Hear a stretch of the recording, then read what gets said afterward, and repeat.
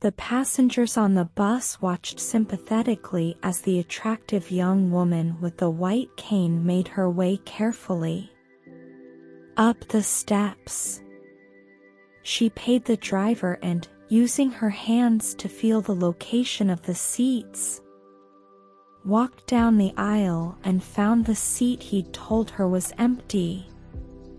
And she settled in, placed her briefcase on her lap and rested her cane against her leg. It had been a year since Susan became blind. Due to a medical misdiagnosis, she had been rendered sightless, and she was suddenly thrown into a world of darkness, anger, frustration, and self-pity. "How could this have happened to me?" she would plead. Her heart knotted with anger. But no matter how much she cried or ranted or prayed, she knew the painful truth: her sight was never going to return. A cloud of depression hung over Susan's once optimistic spirit. All she had to cling to was her husband Mark. Mark was an Air Force officer, and he loved Susan with all his heart.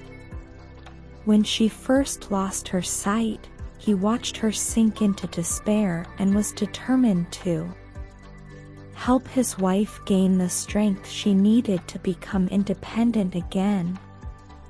Finally, Susan felt ready to return to her job, but how would she get there?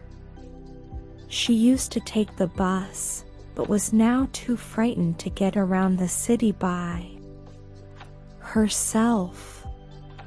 Mark volunteered to drive her to work each day, even though they worked at opposite ends of the city. At first, this comforted Susan and fulfilled Mark's need to protect his sightless wife, who was so insecure about performing the slightest task. Soon, however, Mark realized that this arrangement wasn't working. It was hectic and costly. "Susan is going to have to start taking the bus again," he admitted to himself. But just the thought of mentioning it to her made him cringe. She was still so fragile, so angry. How would she react? Just as Mark predicted, Susan was horrified at the idea of taking the bus again. "I'm blind," she responded bitterly. "How am I supposed to know where I'm going? I feel like you're abandoning me." Mark's heart broke, but he knew what had to be done. He promised Susan that each day he would ride the bus with her until she got the hang of it. And that is exactly what happened. For 2 solid weeks, Mark, military uniform and all, accompanied Susan to and from work each day. He taught her how to rely on her other senses to determine where she was and how to adapt to her new environment. He helped her befriend the bus drivers who could watch out for her and save her a seat. Each morning they made the journey together, and Mark would take a cab back to his office. Although this routine was even more costly and exhausting than the previous one, Mark knew it was only a matter of time before Susan would be able to ride the bus on her own. Finally, Susan decided that she was ready to try the trip on her own. Monday morning arrived, and before she left, she threw her arms around Mark, her temporary bus riding companion, her husband, and her best friend. Her eyes filled with tears of gratitude for his loyalty, his patience, his love. She said good. Bye. And for the first time, they went their separate ways. Monday, Tuesday, Wednesday, Thursday. Each day on her own went perfectly, and Susan had never felt better. On Friday morning, Susan took the bus to work as usual. As she was paying for her fare to exit the bus, the driver said, "Boy, I sure envy you."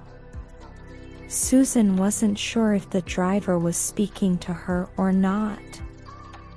After all, who on earth would ever envy a blind woman who had struggled just to find the courage to live for the past year? "Why do you envy me?" the driver responded. "It must feel so good to be taken care of and protected like you are." Susan had no idea what the driver was talking about. "What do you mean?" The driver said, "You know, every morning for the past week, a fine-looking gentleman in a military uniform has been standing across the corner watching you when you get off the bus. He makes sure you cross the street safely, and he watches you until you enter your office building. Then he blows you a kiss, gives you a little salute, and walks away. You are one lucky lady." Tears of happiness poured down Susan's cheeks. For although she couldn't see him, she had always felt Mark's presence. She was blessed. So blessed, for he had given her a gift more powerful than sight. A gift she didn't need to see to believe, the gift of love that can bring light where there had been darkness.